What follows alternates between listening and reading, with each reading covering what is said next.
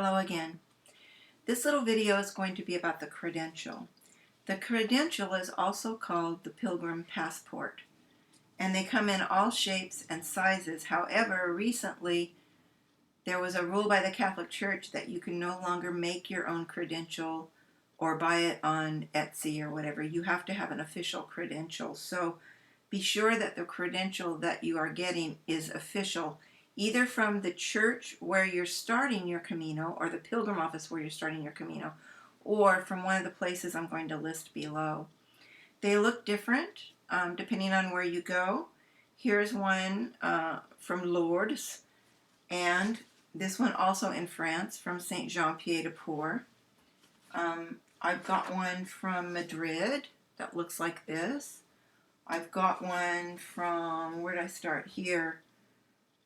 Oh, this is also St. Jean-Pied-de-Port, but it's 2006. This is the one for this year, for the Holy Year, which is pretty nice. Here's one from Lourdes.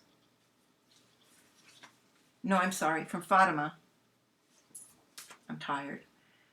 This one was when I walked from Madrid one year. This one, from Zafra. I was working on the Via de la Plata. You don't have to do these Caminos all at once. You know, I've been trying to do the Via de la Plata for like 4 years.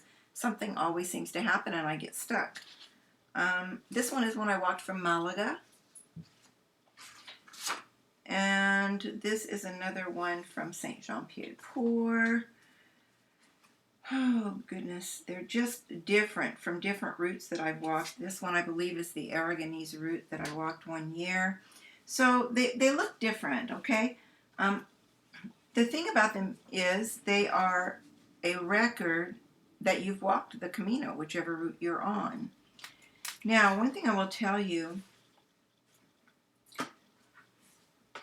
you can pick them up at any albergue, usually, or any church or any pilgrim office at the beginning of your route.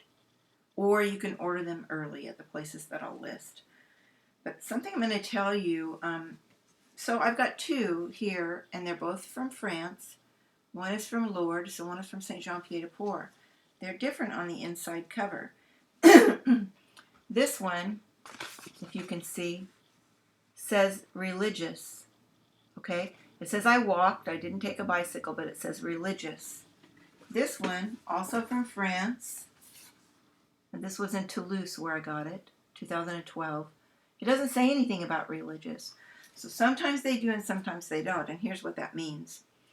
If they ask you, why are you walking the Camino when you get your credential, and you say, I'm walking it for religious or spiritual reasons, then in Santiago de Compostela, when you turn in this credential, you will actually get a Compostela if you've walked the last 100 kilometers of the route.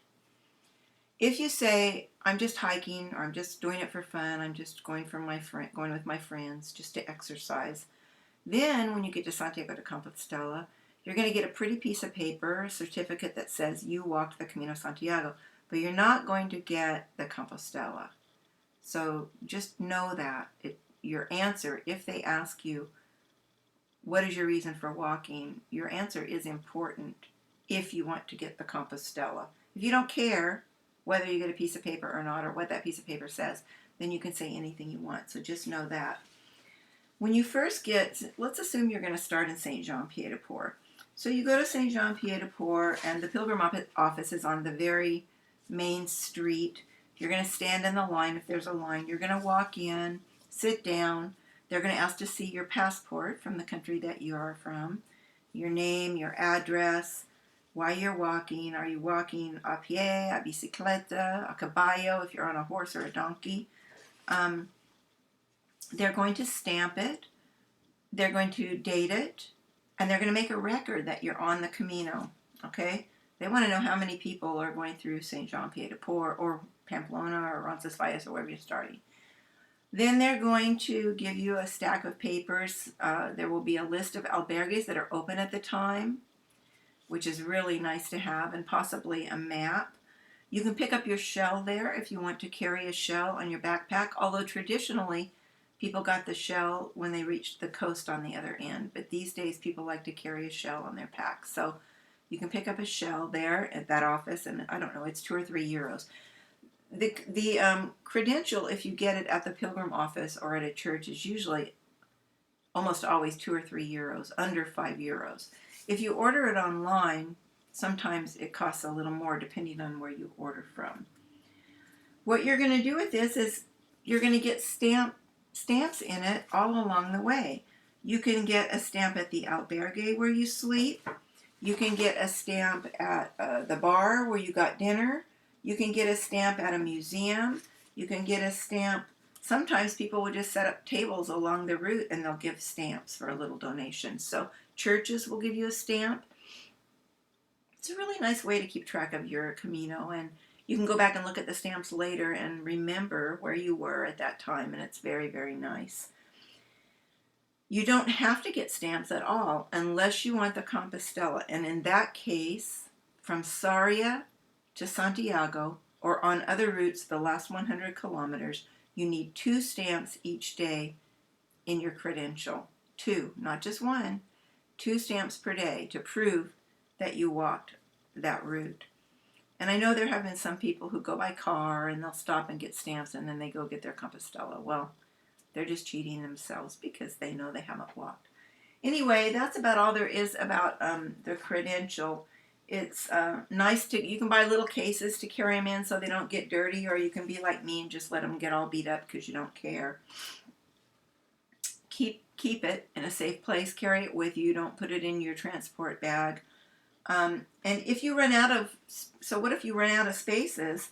If you run out of spaces, just pick one up in the next village, at a church or at the albergue where you stay, and then continue on. And when you go to the Pilgrim office in Santiago, you can give them both of them. A little tip about the Pilgrim office in Santiago.